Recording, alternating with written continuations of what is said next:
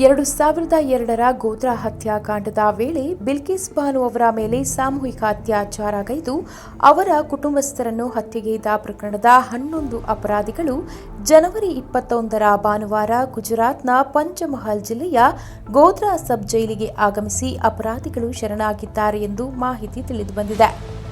ಅಪರಾಧಿಗಳು ತಡರಾತ್ರಿ 2 ಖಾಸಗಿ ವಾಹನಗಳಲ್ಲಿ ಸಿಗ್ವಾನ್ ರಂದಿಕ್ಪುರದಿಂದ ಭಾನುವಾರ ರಾತ್ರಿ ಗೋಧ್ರಾ ಸಬ್ ಜೈಲಿಗೆ ಆಗಮಿಸಿ ಅಧಿಕಾರಿಗಳ ಮುಂದೆ ಶರಣಾಗಿದ್ದಾರೆ ಎಂದು ಅಪರಾಧ ವಿಭಾಗದ ಇನ್ಸ್ಪೆಕ್ಟರ್ ಎನ್ಎಲ್ ದೇಸಾಯಿ ಮಾಹಿತಿ ನೀಡಿದ್ದಾರೆ.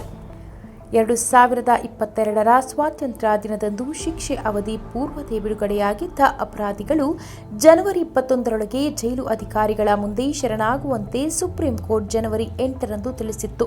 ಶರಣಾಗಲು ಹೆಚ್ಚಿನ ಕಾಲಾವಕಾಶ ಕೋರಿ ಮೂವರು ನ್ಯಾಯಾಲಯದ ಕಡತಟ್ಟಿದ್ರು. ಆದರೆ ಕೋರ್ಟ್ ಈ ಮನವಿಯನ್ನು ತಿರಸ್ಕರಿಸಿತ್ತು.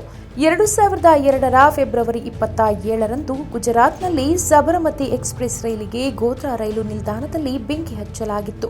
ಇದರಲ್ಲಿ 59 ಕರಸೇವಕರು ಸಜೀವ ದಹನಗೊಂಡಿದ್ದರು. ಇವರೆಲ್ಲ ಉತ್ತರ ಪ್ರದೇಶದ ಅಯೋಧ್ಯೆಯಿಂದ ಬರುತ್ತಿದ್ದರು. ಗೋಧ್ರಾದಲ್ಲಿ ಗಲಾಟೆ, ಹಿಂಸಾಚಾರ ಹೆಚ್ಚಾದ ಬೆನ್ನಲ್ಲೇ ಅಲ್ಲಿನ ಅನೇಕರು ಊರು ತೊರೆಯಲು ಪ್ರಾರಂಭಿಸಿದರು.